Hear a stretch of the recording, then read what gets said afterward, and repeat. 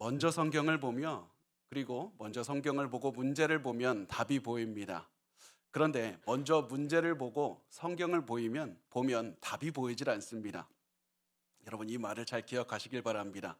성경을 먼저 보면 오늘 어떤 것을 해야 되는지 알 수가 있습니다. 성경은 우리의 삶에 가장 중요한 것이 무엇인지 알려주기 때문에 그렇습니다.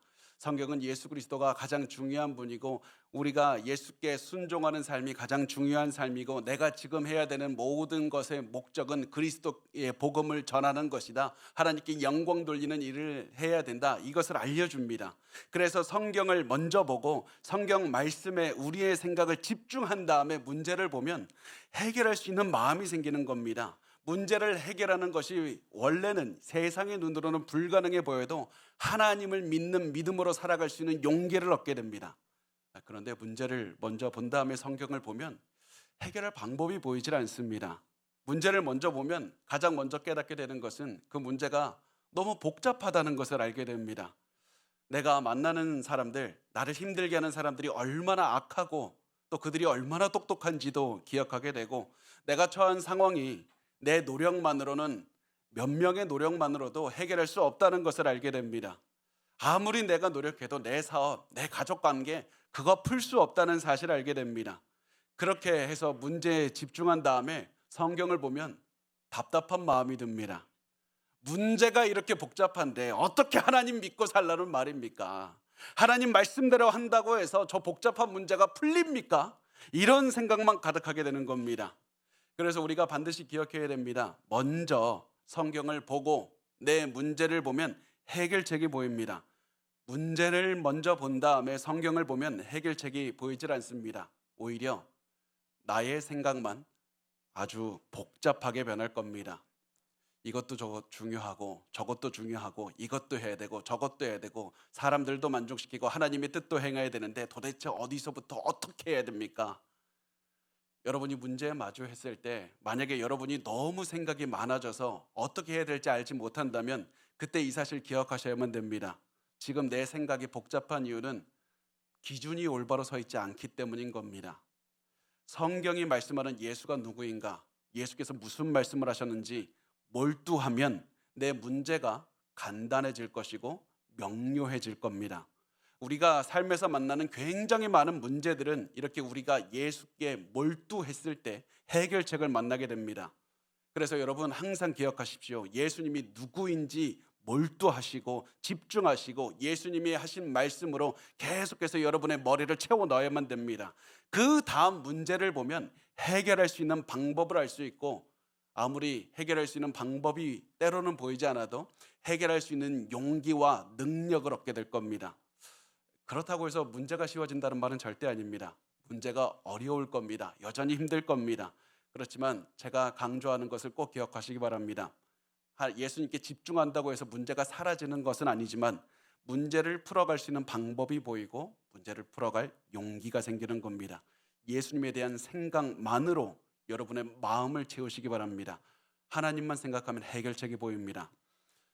19세기 중반에 윌리엄 부스라는 목사님이 계십니다. 이분이 복음을 증거하기 위해서 구세군을 창립을 하셨는데 이분이 이렇게 구세군을 창립했을 때 사실 많은 사람들의 공격을 받았습니다. 왜냐하면 이 당시에 일부 교회 지도자들도 공격을 했고 정부도 이분을 공격했습니다. 왜냐하면 구세군은 그 당시에 흔하게 사용하지 않는 전도 방법을 선택했기 때문에 그렇습니다. 그 당시에는 영국 런던에서 자주 쓰는 전통적으로 많이 써왔던 전도 방법은 사람들이 교회에 오면 교회에 복음을 전하는 것이었습니다. 그런데 이분은 그렇게 하지 않고 직접 거리로 나갔습니다. 그래서 직접 가난한 사람들을 도우면서 그들에게 복음을 전하기 시작했습니다. 그러니까 술 중독자, 그리고 몸을 매춘하던 그런 여인들, 도둑들, 그리고 그 도박 중독자 같은 사람들이 예수를 믿기 시작하는 겁니다. 이렇게 전통적인 방법이 아닌 이 사역의 방법을 사용했기 때문에 많은 사람들이 구세군을 아주 비난했습니다. 신랄하게 비난했고 신문에서도 이런 기사를 실었습니다. 그래서 어느 날 이 윌리엄 부스 목사님의 아들이 이 구세군을 비난하는 기사가 실린 신문을 가지고 아버지께 보여주니까 이 목사님이 이렇게 말씀하셨다고 합니다. 50년이 지나면 이 사람들이 우리를 어떻게 했는지는 별로 중요하지 않게 될 거야. 하지만 우리가 하나님의 일을 어떻게 했는지는 굉장히 중요할 거다. 이렇게 해서 윌리엄 부스 목사님은 사람들의 이 시선에 집중하지 않고 가장 중요한 것 하나님께 집중했고, 하나님께서 말씀하신 것, 복음을 증거하는 것에 집중했더니 중요한 것을 보게 됐고 중요하지 않은 것을 이겨낼 수가 있었던 겁니다. 사람들의 이 비난을 이겨낼 수 있는 힘을 얻을 수가 있었고 영혼을 구원하는 일에 집중할 수가 있는 겁니다. 물론 사람들의 비난을 듣는 건 여전히 어렵습니다. 힘듭니다. 그러나 그 비난을 이겨내고 가장 중요한 그리스도께 영광을 돌리는 일에 헌신할 수 있는 힘이 바로 예수 그리스도께 집중할 때 그렇게 벌어진다는 사실입니다. 여러분 지금 무엇을 보고 있습니까? 여러분 아침부터 일어나서 여러분 무슨 생각합니까? 문제 보고 있는 것 아닙니까? 하나님에게 와서 계속해서 문제가 얼마나 심각한지, 얼마나 이게 풀기가 복잡하고 얼마나 오래됐으니까, 우리 집안에 이런 문제가 50년이나 됐는데 풀리겠습니까? 여러분 우리 계속해서 문제에 집중하면 문제 해결할 수 없을 겁니다. 그런데 우리가 매일 예수께 집중하고 그리스도의 가르침을 묵상하면서 내 마음을 그리스도에 대한 생각으로 가득 채운다면 우리는 어떤 문제든지 해결할 수 있는 방법을 찾아낼 것이고, 해결하지 못한다 할지라도 지금 내가 무엇을 해야 되는지 알 수 있게 될 것이고 문제를 대할 수 있는 용기를 얻게 될 겁니다. 예수께 집중하시기 바랍니다. 우리의 마음을 예수 그리스도로 가득 채우셔야만 됩니다. 예수님도 이렇게 하나만 보면서 사셨습니다. 완벽한 인간이셨던, 완벽한 하나님이자 완벽한 인간이셨던 예수님도 이 땅에서 하나만 보시면서 사셨습니다. 이 땅에서 예수님이 이루어야 되는 목표만 보신 겁니다. 그런 예수님의 목표를, 예수님의 모습을 잘 드러내는 말씀이 누가복음 9장 51절에 나옵니다. 우리 같이 한번 읽어보겠습니다. 시작.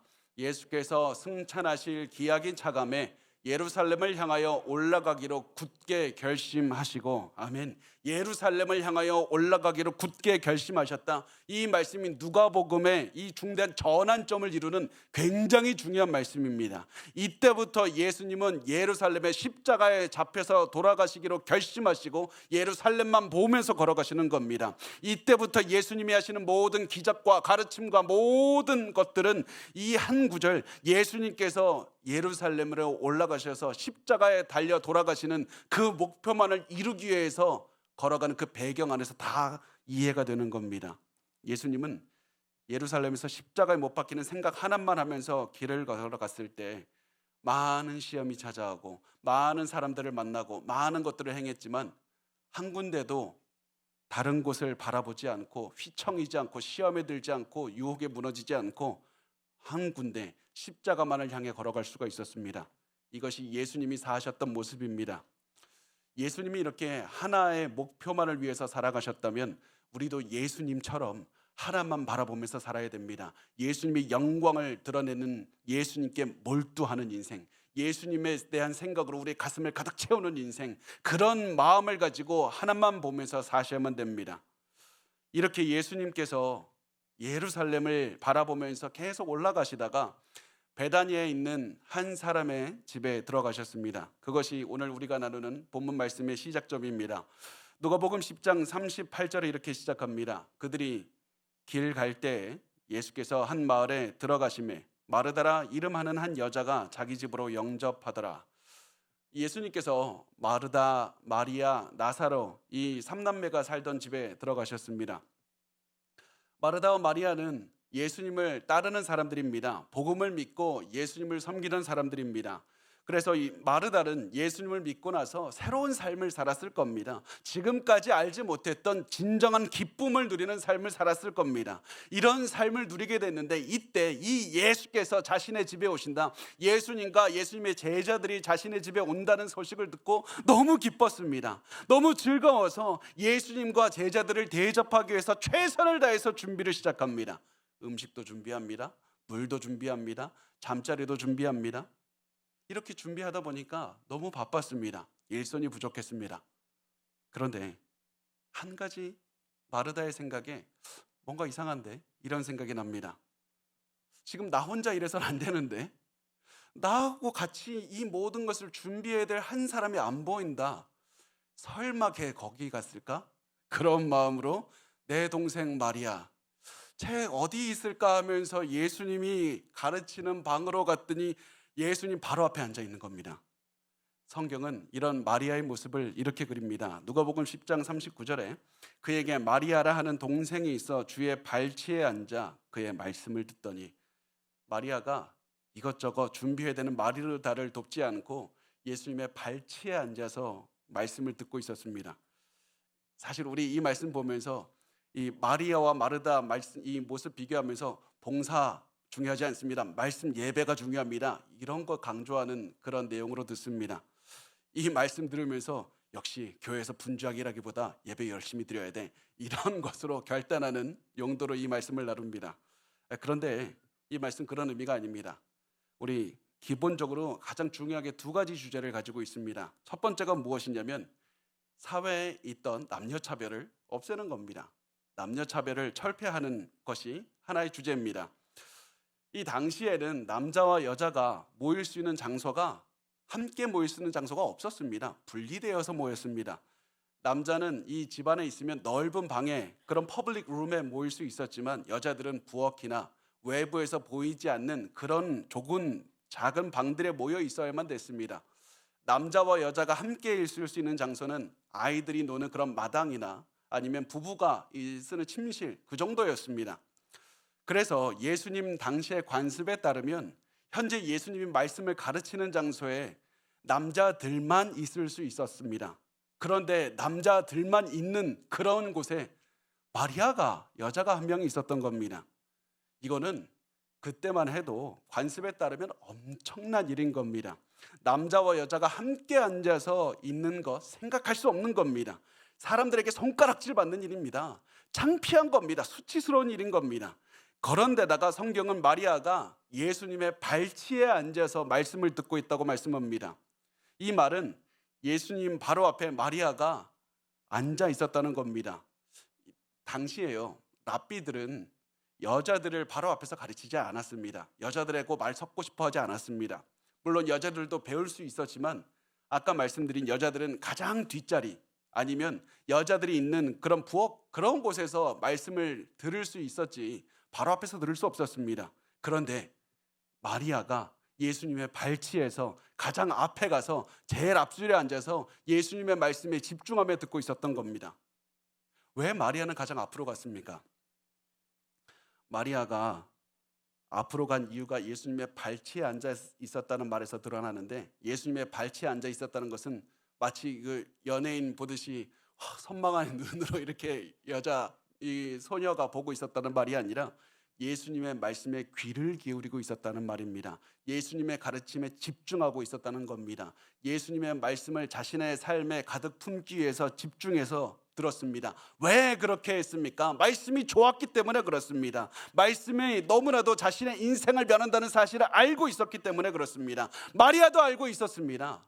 이게 관습에 벗어난다는 거 마리아도 알고 있었습니다. 이렇게 하면 예수님 관습에 따르면 예수님 발 앞에 자신은 절대 앉을 수 없는 거 마리아도 압니다. 그렇지만 마리아는 관습에 얽매이지 않고 예수님 앞에 앉았습니다. 왜냐하면 마리아는 한 가지만 생각했기 때문에 그렇습니다. 마리아는 예수님의 말씀을 배우는 것에 집중했습니다. 자신의 마음속을 파고들어서 모든 상처를 치유하고 자신의 삶을 변화시키는 예수 그리스도의 말씀에만 집중했습니다. 그렇게 한 가지를 집중했더니 관습이 중요하지 않았습니다. 말씀을 듣는데 방해가 되는 관습은 중요하지 않게 되고 버리게 되었습니다. 관습이 왜 중요합니까? 우리가 왜 관습을 중요하게 여깁니까? 관습을 어기면 사람들에게 손가락질 받기 때문에 그렇습니다. 사람들에게 욕먹는 게 싫은 겁니다. 그런데 마리아는 관습을 어겼습니다. 사람들에게 손가락질 받아도 나 괜찮다고 생각했습니다. 아니, 그런 생각조차 못했을 겁니다. 왜냐하면 말씀 하나에만 집중했기 때문에 그렇습니다. 그래서 이 말씀은 두 번째 주제가 무엇이냐면 우선순위에 대한 말씀입니다. 예수님만 바라보고 예수님께 집중하는 것, 예수님의 말씀에만 집중하는 것이 우리의 인생에 가장 중요하다는 사실을 알려주는 겁니다. 그리고 이것이 진정한 신자들의 인생에서 드러나야 되는 겁니다. 가장 중요한 예수님의 말씀에 집중하고 예수님께만 생각하고 집중했더니 다른 것들은 상대적으로 덜 중요하게 되고 우리가 가장 중요한 본질, 예수 그리스도를 따르는 그런 인생의 본질을 추구하게 되는 겁니다.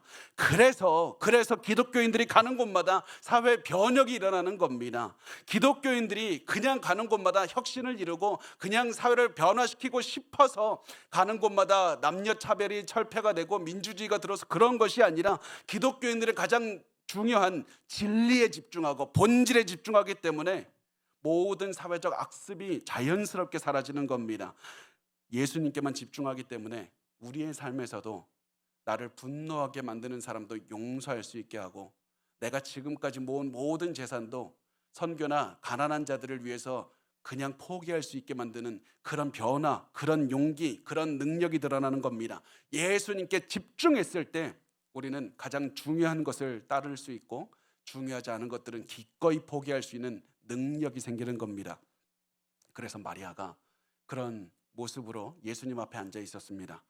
그런데 마르다는 마리아와 달랐습니다. 성경은 마르다의 모습을 이렇게 그립니다. 40절 말씀에 우리 같이 한번 읽어보겠습니다. 시작.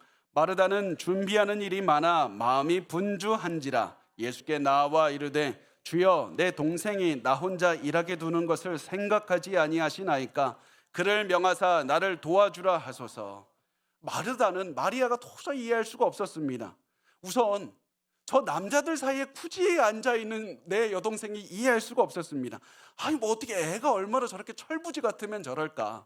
바쁜 나는 돕지도 않고 이런 손님들 모셔놓고 제대로 접대하지 않으면 이거 굉장히 큰 민폐고 굉장히 큰 수치인데 왜 나를 돕질 않고 저렇게 사회적 통념을 깨뜨리는 저런 행동을 하고 있을까? 그래서 저런 동생을 보니까 당장 저 마리아 막아야 되겠다 이런 생각이 들고, 사람들의 손가락질 받는 저 행동, 동생 참을 수 없어서 막아야 됐다고 생각을 합니다. 그리고 바로 이때 마르다의 모든 것이 망가지기 시작합니다. 마르다가 예수님께 시선을 떼고 사회 통념, 사람들에게 손가락질 받는 것, 사람들의 인정, 그것을 바라보기 시작하고 자신을 돕지 않는 여동생을 바라보기 시작할 때 삶의 모든 중심이 깨진 겁니다. 예수를 바라보고 문제를 보지 않고 문제에 집중하게 되니까 인생이 무너지는 겁니다. 예수님께 집중하면 마르다도 마리아처럼 내가 너의 옆에 앉겠다, 나도 말씀에 집중하겠다, 그런 삶을 살 텐데, 마르다는 예수님을 가장 앞에 두지 않으니까 마음이 분노가 생깁니다. 여유가 사라지고 마음이 바쁘게 됩니다. 자신의 마음과 자신의 행동을 통제할 능력도 잃었습니다. 그래서 마리아는 말씀을 가지고 이 말씀을 가르치고 있는 그 예수님을 바라보고 있었고, 이때 마르다가 예수님께 가서 공개적으로 예수님을 불러냅니다. 마르다가 예수님의 말씀을 방해하지 않고 조용히 마르다 일로 와 라고 할 수 있었는데 이미 마르다는 분노했습니다. 참을 수 없었습니다. 그래서 마르다는 모든 사람들 앞에서 예수님께 말씀합니다. 예수님, 잠시 멈춰주세요. 예수님, 중요한 말씀하시는 거 압니다. 잠시 말씀을 멈춰주세요. 예수님, 내 동생이 나 혼자 일하게 두는 것을 생각하지 않으십니까?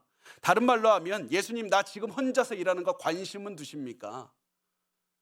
자신의 일을 먼저 봤더니 마르다가 동생에 대한 분노, 그리고 자신의 해야 되는 일들에 대한 염려, 이런 것으로 마음이 가득 찼고, 결국 예수님, 나는 생각은 하십니까? 나 관심 있습니까? 예수님에 대해서 불평하기 시작하는 겁니다. 이것이 바쁜 마음을 가지고 있는 사람의 모습입니다. 마음이 바쁜 사람은 예수님을 절대 보지 못합니다. 예수님이 아닌 다른 것으로 가득 차 있기 때문에 여유가 사라지고 자신을 통제할 수 없게 되고 무엇이 중요한지 모르게 되고, 자신은 분명히 생각하고 있다고 여기는데 자신의 생각이 아니라 바쁜 마음으로 계속 생각에 끌려갑니다. 그래서 계속 감정에 휩싸여서 행동하고 원망하고 계속 그렇게 하게 됩니다. 예수님 먼저 보았다면 문제를 해결할 방법이 보였을 것인데 자기를 먼저 보고 마리아를 보고 자기 집안일을 보니까 또 자기가 자기 동생이 이렇게 있는 모습을 보고 손가락질할 주변 사람들을 생각하니까 예수님에 대한 분노가 그리고 가득 차고 불평이 가득 차게 되는 겁니다. 그래서 마르다는 예수님께 말했습니다. 내 동생에게 명령해서 나 도와주게 하세요. 마르다는 동생에게 나 좀 도와달라고 부탁할 수 있었는데 일부러 마르다는 예수님께 요구합니다. 내 동생에게 일하도록 명령하라고 그렇게 이야기를 합니다. 마르다의 마음을 아시는 예수님은 마르다에게 불평하거나 마르다를 질책하지 않고 사랑스럽게 부르셨습니다. 41절과 42절 말씀 우리 같이 읽겠습니다. 시작. 주께서 대답하여 이르시되 마르다야 마르다야 내가 많은 일로 염려하고 근심하나 몇 가지만 하든지 혹은 한 가지만이라도 족하니라. 마리아는 이 좋은 편을 택하였으니 빼앗기지 아니하리라 하시니라. 아멘. 성경에서 이름을 2번 연속 부르는 것은 사랑을 표현하는 방법입니다. 아브라함아 아브라함아, 모세야 모세야, 마르다야 마르다야. 예수님은 사랑스럽게 마르다를 부르셨습니다. 그리고 말씀합니다. 지금 너에게 필요한 것은 하나밖에 없다. 너 중요한 것 하나만 생각해야 된다. 마리아는 중요한 것 하나를 생각했으니까 그 중요한 것은 마리아에게서 떼어낼 수 없을 것이다. 마리아는 예수님께 시선을 고정시키고 예수님의 말씀을 듣는 것을 선택했고 이 선택은 가장 좋은 것이다.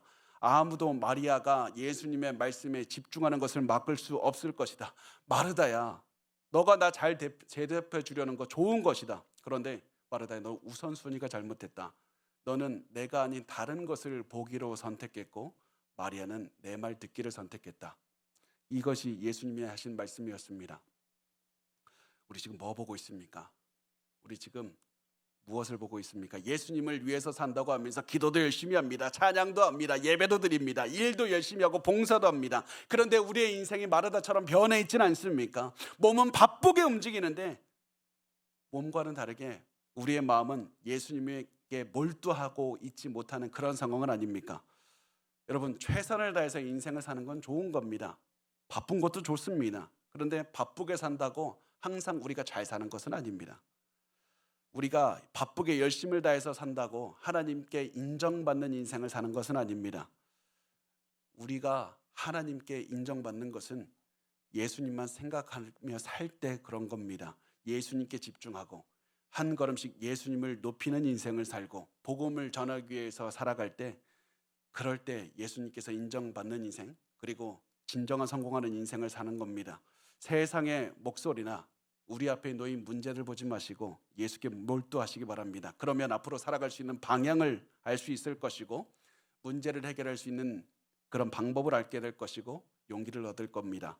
그러면 우리 현실에서 예수님만 바라보기 위해서, 예수님을 몰두하기 위해서 실천할 수 있는 방안이 무엇일까? 우리 간단하게 3가지만 보겠습니다. 한 번씩 제가 4가지 할까 이렇게 고민도 드는데 오늘 3가지만 보겠습니다. 첫 번째, 하루의 첫 시간을 하나님께 드리십시오. 첫 시간을 드리셔야만 됩니다. 아침부터 아무리 바빠도 말씀 들으면서 시작하시기 바랍니다. 아무리 바빠도 기도하시길 바랍니다. 다만 말씀을 들을 때나 기도할 때 이거 하지 마십시오. 내 오늘 문제가 이건데 이거 어떻게 해결해야 됩니까? 하나님, 내 오늘 이 문제 어떻게 해결해야 됩니까? 그 방법 찾지 말고 문제부터 보지 마시고 예수님, 오늘 나에게 하시고 싶은 말씀이 무엇입니까? 예수님, 내가 예수님의 어떤 면을 보기로 원하십니까? 예수님의 뜻을 알게 하시고 예수님의 뜻대로 살아갈 수 있는 힘과 용기를 주십시오.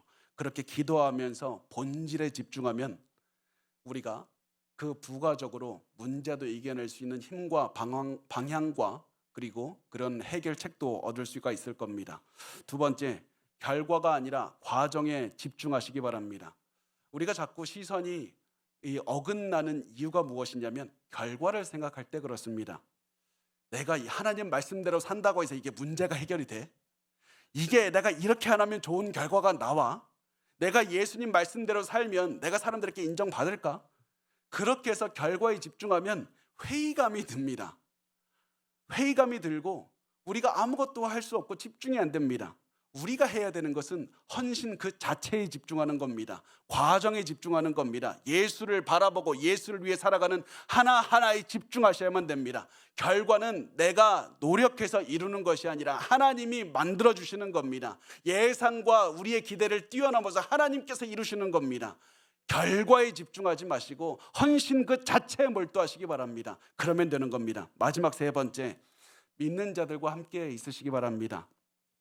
우리가 지금 이렇게 한 교회에 있는 이유가 서로 사랑하기 위하고 서로 자극하기 위함입니다.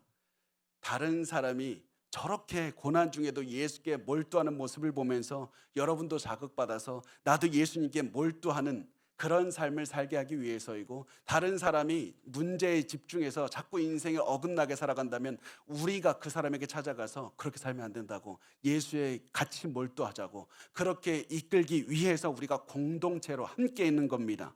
그래서 우리가 함께 이렇게 하나님께서 묶어주신 이유, 서로를 깨워서 예수께 몰두하는 인생으로 이끌기 위해서라는 사실을 기억하셔야만 됩니다. 이렇게 해서 우리 예수님께 집중하며 사시기 바랍니다. 본질에 몰두하십시오. 그러면 하나님께서 우리의 모든 문제 해결해 주실 겁니다. 문제 해결 힘 주실 겁니다. 그리고 그 믿는 마음으로 본질에 집중하며 예수만 바라보며 사시길 바랍니다.